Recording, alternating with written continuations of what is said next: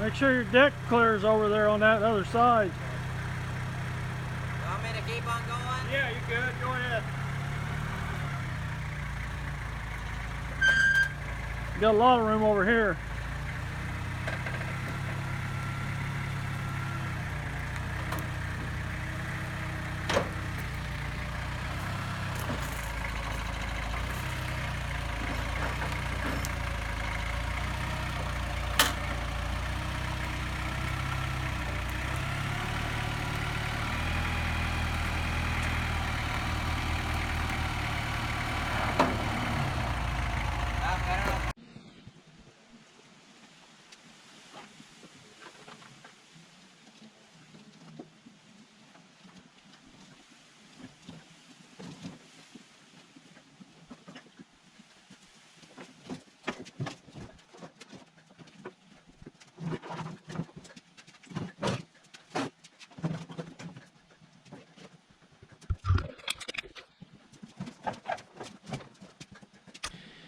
I just picked up this John Deere 400 for a few $100s. It's not running. I don't really know anything about it. A dealer had it and been sitting out on his lot for a while. He took it in on a trade-in, and they thought the motor was maybe blown up. So I worked with them a little bit on the price and ended up getting this mower and a plow with it for $350, which didn't seem too bad. It's this hydraulic plow.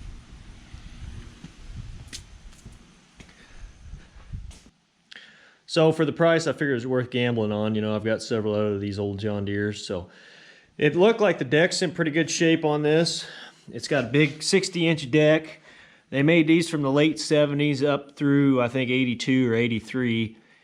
And they have the Kohler. They've got a Kohler 2-cylinder, 20 horsepower gas engine.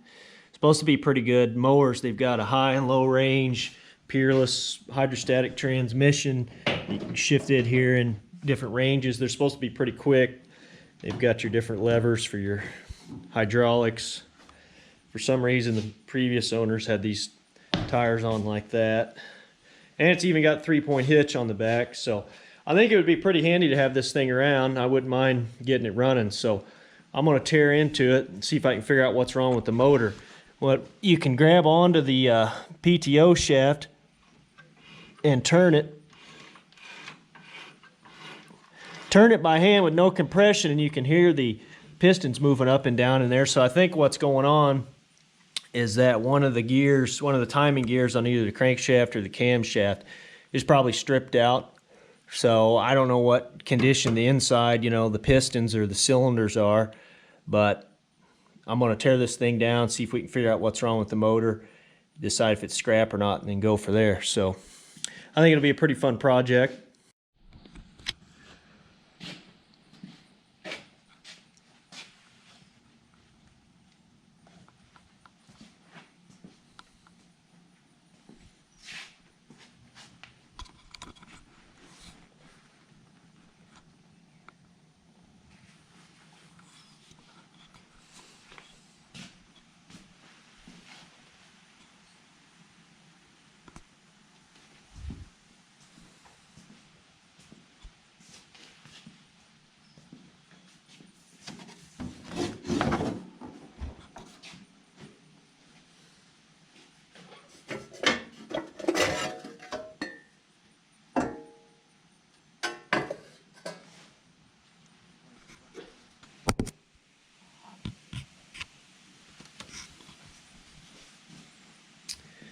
Even came with the side panels, which half of our old John Deeres don't even have them, so that was kind of nice.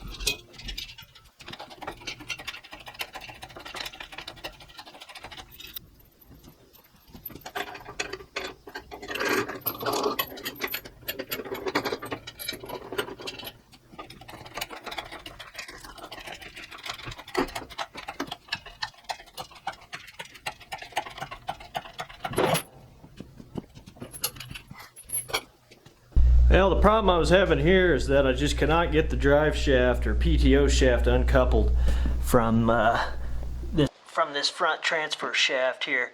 So I finally decided it'd probably be easiest if I could just jack it up enough that the slip yoke could come out, and I can at least pull the deck out of here now and then try to get this out later. There's a quick disconnect slide on it, and I just can't, without a third hand, get this thing off. I think I'm going to have to use the slide hammer and pull it off. One person does that, but anyway, I'm almost ready to pull this motor now. I've got just about everything disconnected other than the main PTO shaft that goes back to the hydraulic pump. So I have to disconnect it and then undo the body mounts, and I think it's ready to start pulling. So we'll see what happens.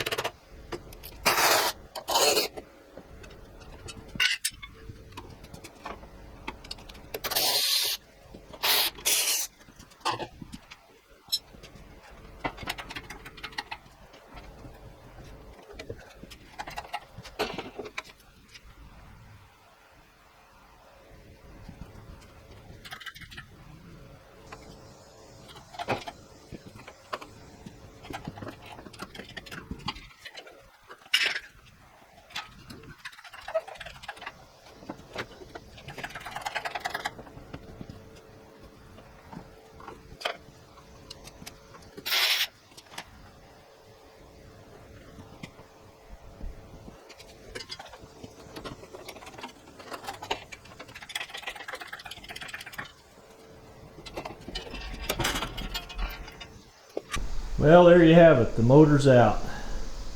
Now I've got to get in here and take off the timing cover, figure out which gear's stripped out in here. Hopefully that's the case anyway, and maybe I can get this thing going without too much trouble. Maybe not, we'll see.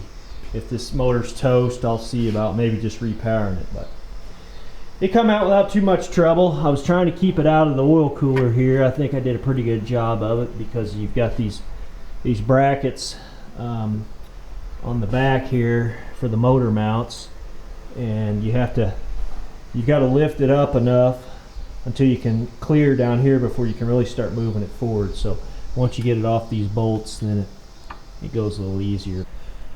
So I think I'll start with this motor, disassemble it, and then I'll move on to the rest of this and start getting it cleaned up. But overall, I don't think it's in too bad a condition. I don't know, this idler pulley here for the PTO engagement, it's shot, needs new bearings, or pulley needs replaced. The motor mounts, I guess, are okay.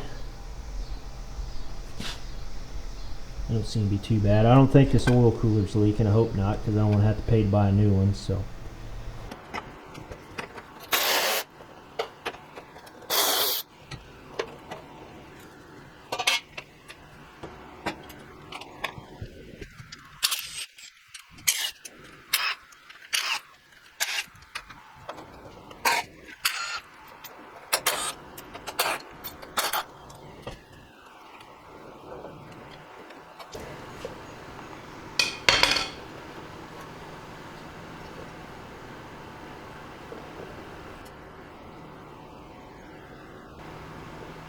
Well, that's not good.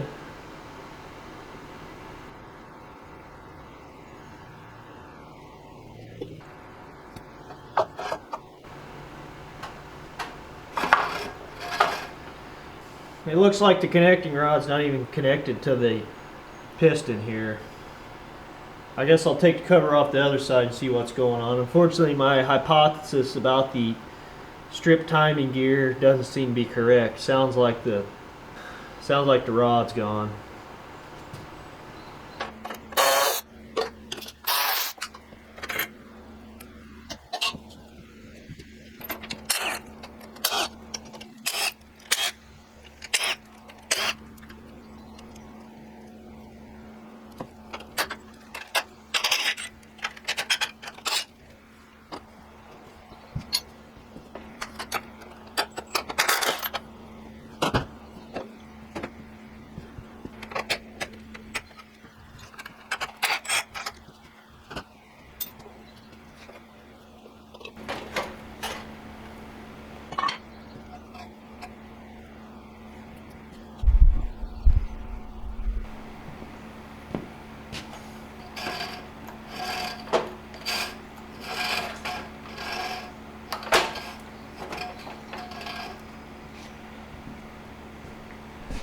Well, there you have it, folks. Unfortunately, this motor's toast. I don't know. I might look into seeing what a rebuild kit costs for this. It's probably more than I'd want to put in it.